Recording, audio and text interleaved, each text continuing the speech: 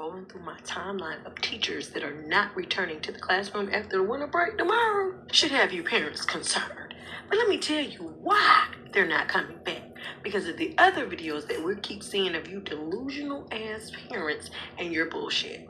Case in point, there's a lady right now that is so upset. She is livid that her son cannot participate in the school play because that is a consequence from him pulling down another kid's pants at school. She said, boys will be boys. Not her son is a bully, and bullies will be bullies, but boys will be boys. And he hurt my son's feelings. He just cried. I can feel it in the air. I want you to send this video to anybody who can't understand why teachers are crashing out and quitting. I mean, they get their summers off, so like, what do they really have to complain about? I have brought visual aids. Here we go. So everything I show you on this green clipboard is going to represent when I started teaching in 2005, and everything on this red clipboard is 2025. I did not teach the full 20 years. I took 7 years off because I had children and my husband's in the military. We moved a lot. Here we go. These are actual seating charts that I found as I was cleaning up my desk today. So this represents the year 2005, and this is how many of my students are reading on grade level. Everything in blue. So one and a half students out of like a group are struggling readers, but pretty much everybody's reading at least on level, some even higher, okay? 2025. How many of my students are reading on grade level?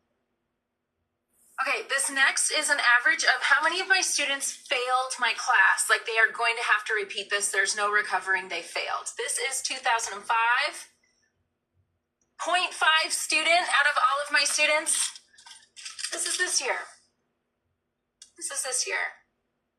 On average, I teach about 100 students. On average, this is how many students in each class are not passing. They're going to have to take this class again. Okay, next, the orange represents in 2005, parent involvement. I always had parents either in my inbox asking about lessons, volunteering for field trips, or anything that we needed for our classroom, volunteering supplies.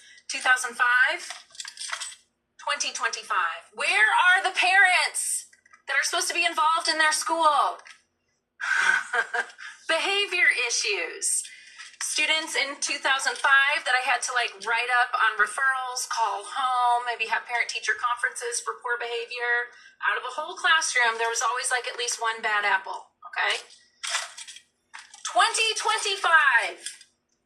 Put your cell phone away. Why are you showing up to my class 15 minutes late? Don't talk to me like that. Don't call them the N-word. You know, if there's anything that being a teacher has taught me, it's analyzing data and trends. And I just don't like the current trends. So that is why you are seeing teachers leaving like in a mass exodus, just in droves, exiting the classroom this year. And everybody wants to blame COVID. That's a small part of it. Most of it has to do with parenting, screen time. You put a cell phone in the hands of a small child and just give them unfettered access to the internet. Do you think they care about what's going on in my class? Send this to anybody out there who's like, teachers are indoctrinating our kids. Ma'am, your kid has TikTok. They have Instagram, which has a much greater influence than my geography class. I hope this. After 24 years of being a teacher, today I officially resigned. I have been doing this, like I said, for a very long time. My goal was to make it to the end of the year before I, quote unquote, retired. But I can't. I am here making this video, and I'm speaking to you, the parents. Parents, you need to get off the backs of your teachers. I am leaving this profession because societal expectations of teachers are out of control. Parents, you are part of that society. We cannot meet the needs of all of the children. I know in a very altruistic way you would like us and you think that we can, but that is not the reality. The system is not set up for us to be able to do that. I am now going to be speaking out about the truth of teaching and what teachers go through on a daily basis and all of the extraneous incidences, I suppose, that we have to deal with. It's out of control. Parents, your child is not the only one in this room. Parents, we are doing the best that we can given the situation that we're in. Parents, your child is in a classroom with 33 other kids who have 33 special needs. And I'm not talking IEP special needs, I'm just talking needs. There are some parents who struggle meeting the needs of one child, 2 children, 3 children. Well, imagine trying to meet the needs of 34 all at the same time. And then, forget about 34, how about 130 plus that we see throughout the day? Your expectations are unrealistic. They are altruistic. And you're wearing rose-colored glasses. It is not going to happen. So don't come in here and tell me, oh, I don't want to hear you tell me what you can't do. I want you to problem solve. Lady, I problem solve all damn day. I problem solve every second of the day. I know what problem solving is like. You are not here. You are not in this room with your children. You are not the ones putting out fires every minute of every single day. And then you are not the one who is parents coming to you and saying, you need to meet my child's expectations. No, it's not real. It doesn't exist. If you want that, then I suggest you homeschool or maybe send them to a private school. And a public school education, it isn't going to happen. And if you think it's going to happen, you're fooling yourself. Get off the backs of your teachers. I am a first-year high school English teacher. This is definitely going to be my first and last year teaching. I was made very quickly aware of the fact that this is not the profession for me. It is absolutely astonishing and scary how your kids are 14, 15 years old and still do not have the proper reading skills. And I'm not talking about the ESC kids, the 504s, the IEP kids. I'm talking about your everyday regular Joe Schmo from Kokomo kid who does not know how to read and write at the level that they should. And the problem is that they don't care to learn how to do those things correctly. I can't teach the class because your kid wants to be a disruption, because your kid wants to be on their phone, because your kid does not give a flying about their education. The problem really, yes, the problem is your kid. The problem is also you as a parent, but the problem is also the administration who continuously makes these stupid excuses for these kids' bad behavior. Why in the world are you still talking about COVID? Every time these kids act up, it's always, well, they spent 2 years in COVID. So did everybody else. That was 2 years ago. At what point are we going to stop blaming COVID for these kids' bad behavior? At what point are we going to stop making these excuses for these kids? They are the problem. When you are stopping your teacher from being able to teach the entire class because you don't want to follow directions, that is a you problem. And the thing is, the teacher will always get blamed. Every single time. It's always the teacher's fault. The teacher can't manage their classroom well. The teacher doesn't have the patience. The teacher this, the teacher that. When are you going to start holding your kids accountable for their bad behavior? This is why all these teachers are leaving. Because they're tired of getting blamed for your kids' wrongdoing, for your lacking as a parent, for your lacking as an administration. My job as a teacher, it should just be to teach my curriculum. My job as a teacher should not be to be the therapist, to be the nurse, to be the parent, to be I don't get paid enough for that. Like when teachers talk about the problem with pay, that's what they're talking about, because you're requiring all of us to do all the work of like 4 different careers, but only paying us for one. The districts are all afraid of the parents complaining. The administration is afraid of the parents complaining. The parents are afraid of the kids who don't want to do their job. And who's left to pick up the pieces? The educators, the teachers. Because if these kids fail, y'all are going to make it seem like, well, the teacher wasn't doing their job. It's the teacher's fault. No, it's your kid who came to my class, sat there, twiddled on his phone. She wanted to sit here and talk to this girl, do everything but what they're supposed to be asked. And I cannot get them to do their work because they don't care. And they know you're going to make excuses for them. And that's why they continue to do the same things that they do. When these kids get sent to ISS, for whatever the case may be, you know what happens? Nothing. They just sit there on their phone or sit there on their laptop and do nothing. It's essentially free time for them. What are they learning from that? Sure, they might miss out on an assignment, but then hearing their parents come talking about what can my child do to make up their grades.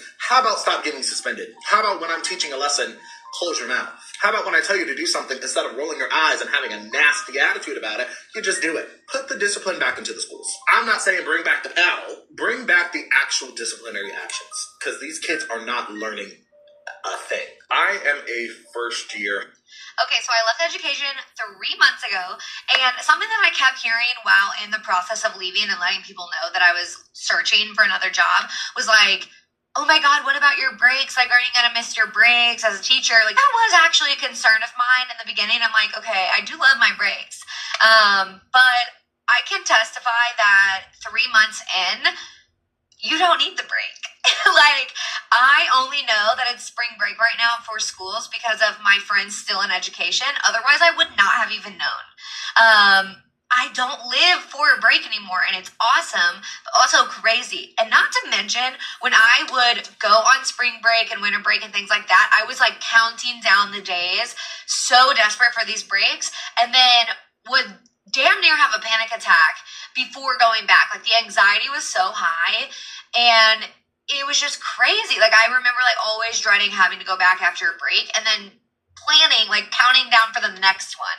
And so now, 3 months into my new job, I don't feel like that. I feel fine. I'm not begging for a break. Not to mention, I have unlimited PTO now. I can also work remotely. My job is hybrid, so I don't work from an office every day, which is just chef's kiss. But yeah, not only that, my manager, she prioritizes a mental health day each month. Yeah, she doesn't just talk the talk. I mean, like, models it, actually follows through and takes a mental health day. So yeah, I am just here to say, if you're thinking about it and you're worried that you're going to miss your summer break, even though most of us worked all summer in education, that you're not going to be needing these breaks. Okay. I'm a former teacher and now parent, and I can see a splitting that's happening in society, and it has nothing to do with politics. I did another video regarding this, having to do with a splitting regarding technology and moderation versus not. This is something entirely different, but connected. The splitting is parents who teach their kids versus those that don't. Why are teachers leaving in droves? And many of them are homeschooling their kids. If you were just leaving, it's one thing, but leaving and pulling your kids is a whole nother part. Generally speaking, here's what I saw. First of all, it is not cool to learn at all. It's not cool to be respectful to teachers or people in general. Being a victim is viewed as a good thing. And from a general sense, we have dumbed down schools. We're eliminating gifted classes, and just the class structure itself has changed. So what an honor student looks like today is not what it looked like 20 years ago. And the bottom, which used to be a baseline of had some semblance of knowledge and intellect, is now unable to read, unable to write, unable to think.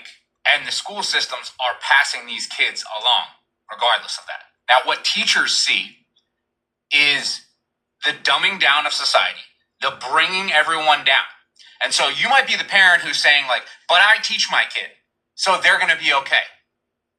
Are they? Because if the school is now moving everything downward towards the bottom and having to deal with these bottom, is your kid being challenged, being pushed? Because what I've seen is that it now no longer is good to push through hard. If a kid complains and they're like, no, this is too hard, we are very quick to be like, all right, well, here's a way of making it easier. That's not how we grow. And it should be teachers who know this. But it doesn't help that they're not getting the support to push the upper level kids up higher. And because they're so busy with dealing with the bottom that they can't deal with the top. So then there's this split. And the top ones are not being challenged or pushed as much as they should be. And the bottoms are the ones being catered to, but it's so hard to move them anywhere with absolutely zero support from home. And that's what it all comes down to.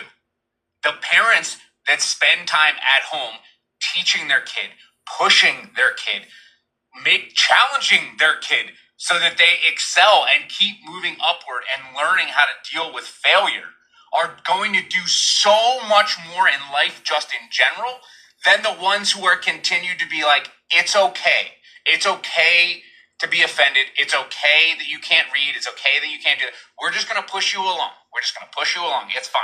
And along with this, it's a total lack of emotional intelligence, which is why a kid tries something, fails, and then it's, I'm stupid. I'm dumb. I'll never know this. Fixed mindset, closed mindset, and not having the mental capacity to understand that it's okay to fail. It's okay to make mistakes, and challenging things make you grow. That's why the thing is, whether the teacher leaves or doesn't leave, their kids are going to have a leg up because teachers realize that this is what's happening in schools and know that they have to challenge their kid more at home because it's not really going to be happening at school. And we're honestly seeing the beginning stages of the movie Idiocracy, where people get into society, they're kids that are going to become adults, where they can't read, they can't write, and they're so easily manipulated because they're always just flowing with the cool thing, and they're like, tell me what to do. Tell me what to do. Okay, I guess everyone else is doing this, so I'll just do it. There's absolutely no critical thinking, and that's how you end up with, wait, Gatorade is better because it has electrolytes. Come on, bro. You should know that. And the thing is, that's moving towards the majority. So yeah, what are the things that are splitting us? It's the use of technology, it's the use of AI, and it is just plain and simple parents.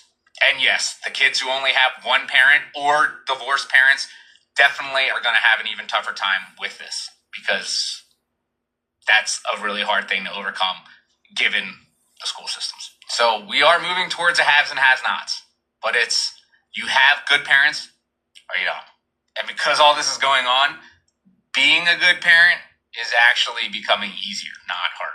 But that is if that parent has emotional intelligence and knows what's going on with schools to be able to realize that they're going to be the ones that have to challenge their kids. And that's just my thoughts of the day. Baby, listen. The teachers are quitting, honey. So this teacher here is stating that this is one of the hardest things that she ever had to do, was to leave her babies behind. She is saying that there is so much that goes on behind the closed doors that we do not see as parents. And it's so sad that we are losing so many good teachers. We've been telling y'all for a while now, those teachers are overworked, underpaid, and undersupported. The problem is they want the teachers to be the counselors, the disciplinarians, the protectors, the educators, in an already overcrowded classroom. Y'all, all that pressure is unbearable for them teachers. That's why they're leaving. And some of them ain't even waiting till the end of the day to leave. Some of them are leaving in the middle of the class, honey. Children be all confused. And they're not leaving because they don't like those children. Although some of them children give them a hard time, it's not just because of that. It's because it's costing them.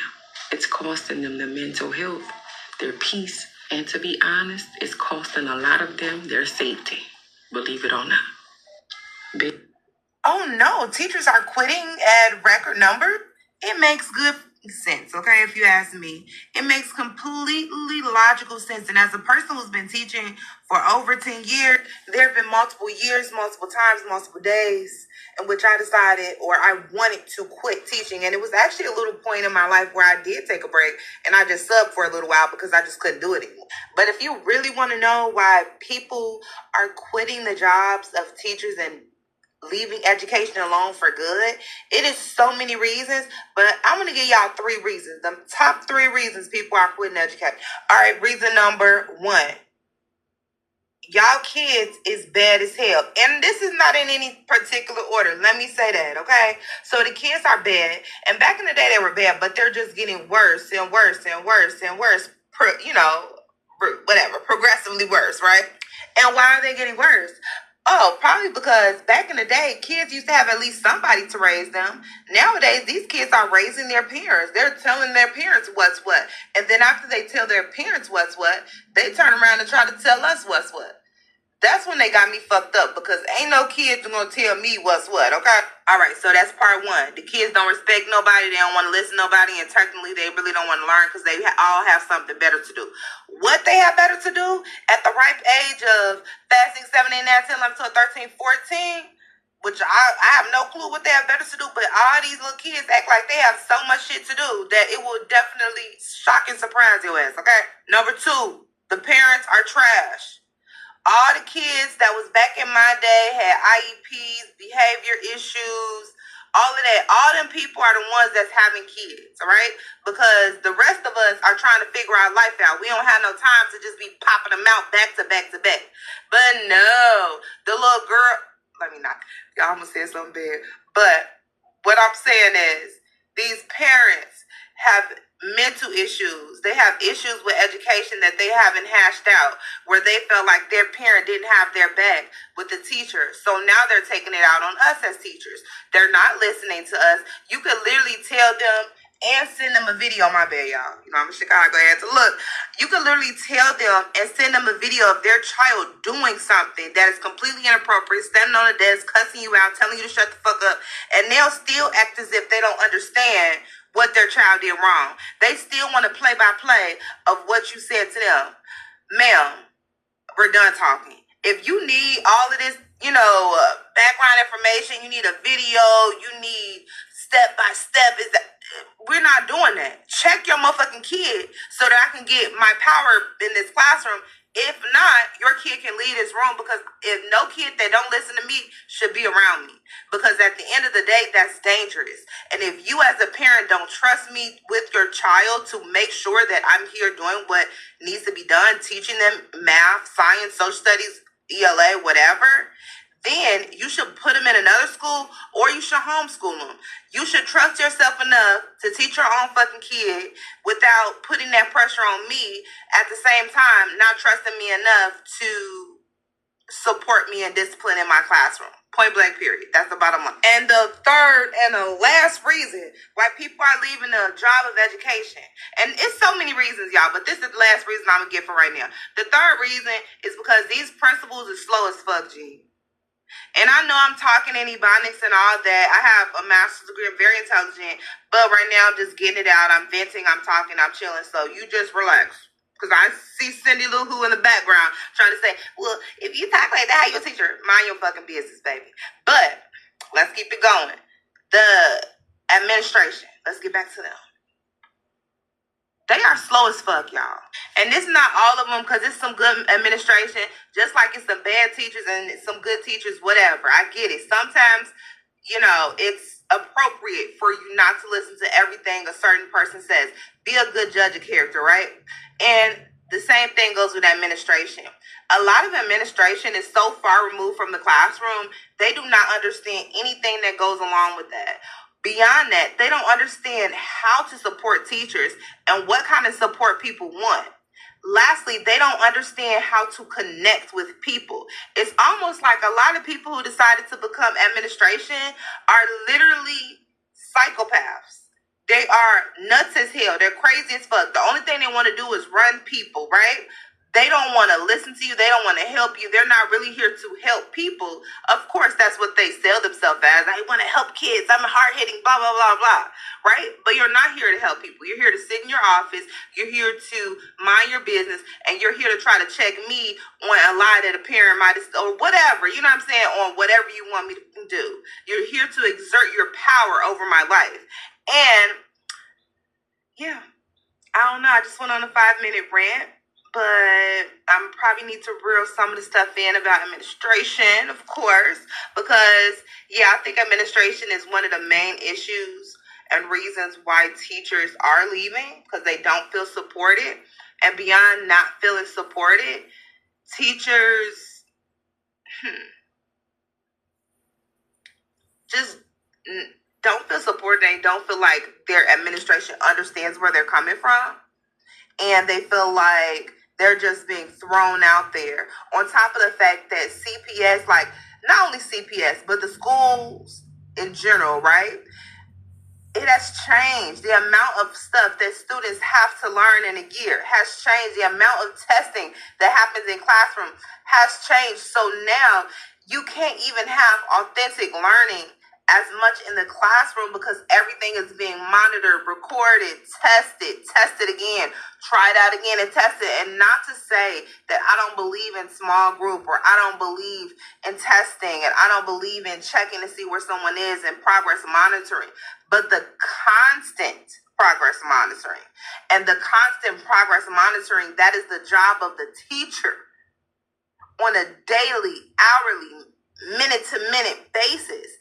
It's a lot for any human, which is why I'm just going to end it with, I think soon enough, a lot of teaching is going to be AI teaching. Why? Because the amount of work that they want us to do, a normal human being cannot do that and have a life. You cannot do that and go home and be a mother to your children. You cannot do that and go home and even have anything to do beyond get you something to eat or make you a little something and go to bed. But yeah, that's that on that. I'm getting off my soapbox. It's been 7 minutes and yeah, maybe I'll come back with some more reasons why people are leaving the job of education. This teacher of 35 years quit her job after refusing to indoctrinate her students with the new trans curriculum after spring break. And people are laughing. Yeah, I'm gonna go. I don't even care if I don't get paid today. I'm just a stupid old white lady. That's all. Ain't no way I'm sorry. Yeah, do whatever you want to do. I don't care. I'm gonna do it anyway. Hey, walk. I'm walking right out the door. I won't ever be back. Watch her replace the pride flag with the American flag. I've got bad news. Today is the day that I quit teaching. Please, let me explain why. Yesterday, our class was working on a project, and I told everyone to go to the PowerPoint. Finally, when they got to the PowerPoint, I did this. PowerPoint. I waited a second for the reactions, and finally, after just like 5 seconds of awkward silence and me expecting like a laugh or like, hey, I got this. Why are you being so weird? They didn't know where that was from. It's from The Office. That's Michael Scott. Like that's his thing. That's one of his many things, but that's a very popular quote. But the reactions I got next are disheartening, so viewer discretion is advised. They said, people watch that old show? What did you say? How dare they? Seriously, the minute that The Office becomes old, I become the teacher that this school needs, not what it deserves. Name that movie reference. If you can't, unfollow me. I've got... You're right, place is wrong, Jason. Get out of the room. You know you're wrong. You're wrong. Let me come right quick with no more. Let me right on your room. Let's see how you feel about it. Yeah, get wrong. You're wrong. You're right, place is wrong, Jason. This huge illiteracy gap that we have and like the frustration I get from watching kids literally come in a classroom and sit for 50 minutes and think they're not going to do anything really pisses me off. Because it's like, first of all, who are you feeling like to feel like you're going to sit in my 50-minute class period and maintain an F the whole quarter? Who are you feeling like? Let's get grammatically incorrect. Who are you feeling like? Second, the lack of motivation to complete the smallest Y'all, let me show you.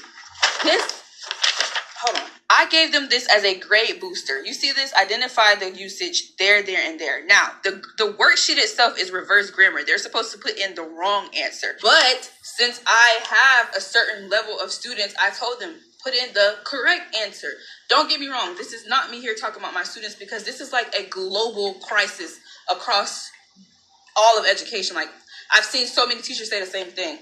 But the difference between there, and there, THEIR, THERE, and THY apostrophe, 2, and 2, TO, TOO, and TWO. Why don't some of my kids know that?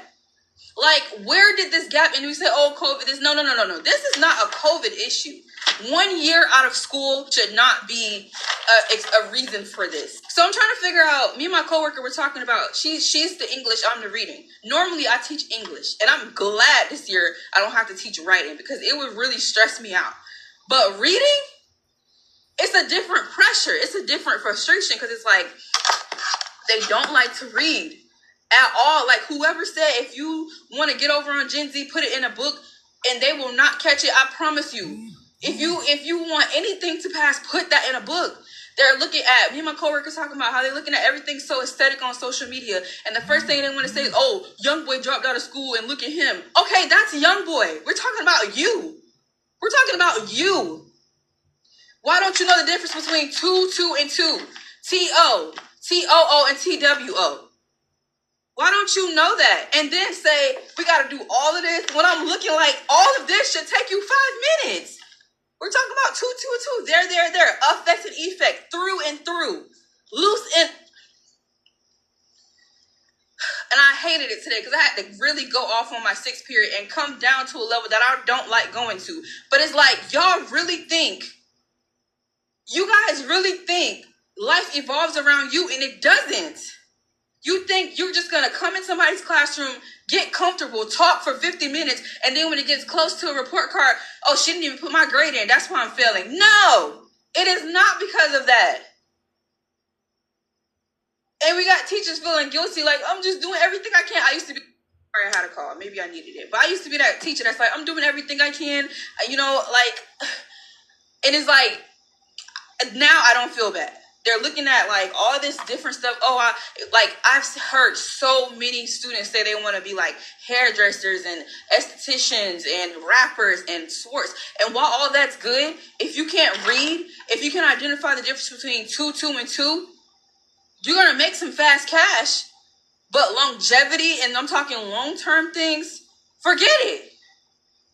Because y'all don't have that tenacity enough, the motivation enough to want to work. Anything about gossip, anything about fighting, anything about, what's going on social media, what's trending. Oh, the latest purse, the latest bag, the latest this. Oh, all over it. But a teacher says, write me 2 sentences to explain. That's too much. Man, I'm tired.